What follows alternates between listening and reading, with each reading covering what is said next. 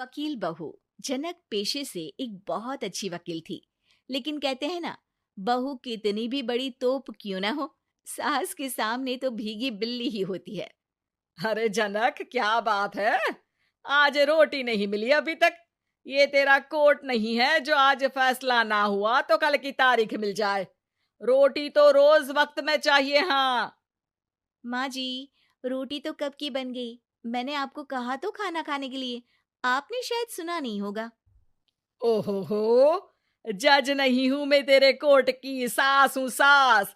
कोई दलील फालतू की मत देना यहाँ। बहुत जानती हूं मैं इन वकीलों को।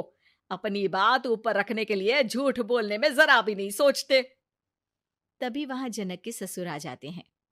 अरे भाग्यवान, क्यों बेचारी के काम को कोसती रहती है हमेशा। मैं भी तो था वहां जब ये आई थी तुझे रोटी खाने को बुलाने के लिए। सास को तो अब गुस्सा आ जाता है कि कैसे किसी ने बहू की साइड ले ली। अरे वाह जी वाह। वो तो मैं जानती थी कि कोई ना कोई गवाह तो ये पेश कर ही देगी। पर मैं तो अब सीधा खाना खाकर सोने जाऊंगी। मुझे आदत नहीं है किसी से बहसा बहसी करने की। पता नहीं कैसे ये वकील इतना दिमाग लगाकर खुद तो झूठ बोलते ही हैं, साथ में झूठे गवाह भी ले आते हैं। जनक को सास के ताने सुनने की अब आदत सी पड़ जाती। एक दिन जनक वकील की ड्रेस पर काला कोट पहनकर कोर्ट के लिए निकल ही रही होती है कि अरे कहाँ चली काला कौवा बनकर। टोक दिया ना। अब कोर्ट तो वकील वाली ड्रेस पहनकर ही जाऊंगी ना। वाह भाई वाह, दामिनी तो मैंने भी देखी है। सन्नी पाजी ने ऐसा ही कोट पहना था और कहा था कि तारीख पर तारीख, तारीख पर तारीख। मतलब कि कोई बात करनी है तो बोलिए, वरना वक्त नहीं है मेरे पास खराब करने के लिए। अरे पता नहीं तुझ में क्या देखा मेरे बेटे ने। सारा दिन वकीलों वाली बहस करती है, भोली भाली सास के साथ। अच्छा सुन, जो इतनी बहस मेरे आगे करती है ना, जरा अपने बॉस से कर ले, जो 1 साल भी ना हुए तेरी शादी को और काले कपड़े पहना दिए। अंदर जा और लाल कोट पहन कर आ। पता तो चले कि नई नवेली शादी हुई है। अरे माँ जी, कोर्ट में मेरा बॉस क्या करेगा? ये तो पूरे देश की ड्रेस है वकीलों के लिए। लेकिन सास तो ठहरी सास। अच्छा, तो कोई जरूरत नहीं है 2-4 साल कोर्ट जाने की। शादी थोड़ी पुरानी हो जाए तब इजाजत दे दूंगी मैं तुझे काले कपड़े पहनने की। अब क्या था, मन मारकर जनक को लाल रंग का कोट पहनकर कोर्ट जाना पड़ता है। उसके जाने के बाद आहा, बढ़िया, ये पूरे देश की ड्रेस की बात करने वाली। अरे पहना दिया ना लाल कोट। अब सास आए दिन या तो जनक को उसके काम का ताना देती, या फिर उसका काम छुड़वा देने की धमकी। तंग आकर एक दिन जनक पति से कहती है, मैं सोच रही हूँ कि कोर्ट जाना बंद ही कर दूं। अरे क्यों यार, इतना अच्छा करियर है, क्यों छोड़ने की सोच रही हो? अरे लाल रंग का कोट पहनकर जाना पड़ता है। हर बात पर सास ताना देती है कि वकील तेज होते हैं, सवाल जवाब करते हैं, झूठी दलीलें देते हैं। अरे तो ठीक है ना, वो जो कहती है अपनी समझ से कहती है, लेकिन तुमको तो पता है ना कि सच्चाई क्या है। जनक को पति की बात से हौसला मिलता है कि तभी घर पर कुछ लोग आ जाते हैं। अरे आइए पंच साहब, कैसे आना हुआ? अरे भाई साहब, सुना है कि आपकी बहू वकील है। तभी वहां सास आ जाती है। हाँ है तो, लेकिन क्या हुआ? फिर कहीं बहस कराई क्या? अरे हम तो खुद दुखी है उसके व्यवहार से। अरे भाभी जी, आपको तो पूरा मोहल्ला जानता है कि आप कितना बोलती है।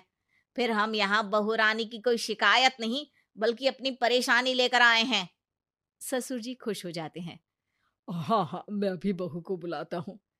जनक वहां आती है, सबको नमस्ते करके बैठ जाती है। बहू रानी, हमारे गांव में बड़ी मुसीबत आ गई है। अब तो पूरे गांव की जिम्मेदारी मानो तुम्हारे कंधों पर है। अरे ना ना, इससे तो घर की जिम्मेदारी पूरी नहीं होती। ये गांव की जिम्मेदारी क्या लेगी? भाभी जी, आप चुप हो जाओ। यहाँ पढ़े लिखे लोगों की बात हो रही है। आप जाओ, जरा रसोई से सबके लिए चाय लेकर आओ। मैं कॉफी लूंगी। हाँ हाँ, वकील साहिबा के लिए कॉफी। सास सर पैर सब पटक कर वहां से निकल जाती है। बहू, गांव में पानी नहीं आ रहा है, पड़ोसी राज्य ने हमारा पानी रोक रखा है। हम्म, इसका मामला तो बड़े कोर्ट में चलेगा पंच जी, लेकिन ऐसा क्यों? वो राज्य हम लोगों से पानी के पैसे मांग रहा है। अब आधे गांव में पानी की सप्लाई खत्म हो गई है बहुरानी। अच्छा पंच साहब, बात गांव की है तो मैं जरूर केस लड़ूंगी। यहाँ एक बार फिर सास की एंट्री हो जाती है। अरे वाह जी वाह, ये काम करवा लो, आप हमारी बहू से बहुत अच्छा करती है। मैं हूं सीधी सादी सास। इस लड़की ने कैसे लड़ लड़ कर मुझे साइड कर रखा है, ये तो अब आपको पता चल ही जाएगा। अरे भाभी जी, आपकी आवाज तो पूरे गांव को सुनाई पड़ती है जब आप बहू रानी को सुंदर वचन सुना रही होती हैं। अरे वकील बहू मिली है, फक्र करो फक्र। हाँ जी हाँ, सारी फकर तो हम लोग ही करें। खैर, अब जो केस लड़ेगी और पानी गांव में आ जाता है तो पंच साहब लिख कर देना होगा कि हैंड पाइप में सबसे पहले मेरी बाल्टी और घड़ा भरेगा। अरे फिर तो हम बहू रानी के नाम पर घर पर ही सप्लाई दे देंगे, लेकिन ये इतना आसान नहीं है।